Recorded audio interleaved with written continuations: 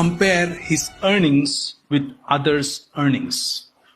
A man is not what he earns. This is world's standards. ప్రపంచం అలా చూస్తుంది. ఎంత సంపాదిస్తారు, నీ మొగుడు ఎంత సంపాదిస్తాడు, నా మొగుడు ఎంత సంపాదిస్తాడు, ఈ డిస్కషన్లు ఉంటాయి.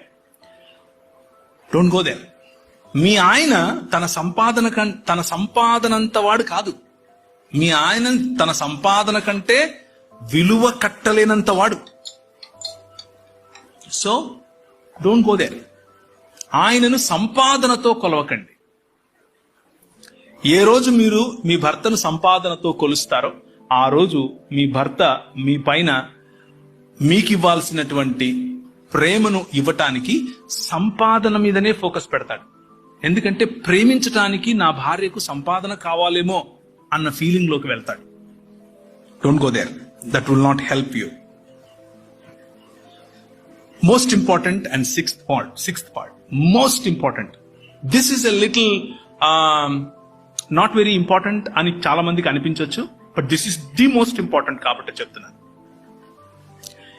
Especially men that crossed 30-35, women that crossed 30-35. Listen to me very carefully. These are golden words. Preachers will not tell you this thing. You called me and I am utilizing my time.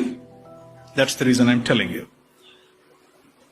Women, మీకు mood swings చాలా ఉండొచ్చు. మీకు you have your own tantrums, you have your own moods, you have your own hormonal release and all of that. We understand that. కానీ ఎప్పుడైతే మీ భర్తలకు intimacy ఇవ్వకుండా మీరు వాళ్ళను పనిష్ చేస్తున్నాము అని అనుకుంటారో అప్పుడు మీ కుటుంబము విరిగిపోవటానికి మీరు ఛాన్స్ ఇస్తున్నారు అని గుర్తుపెట్టుకోండి. Mark my words. The moment you think that you are punishing your husband by not giving his intimacy that he requires, for a man it is not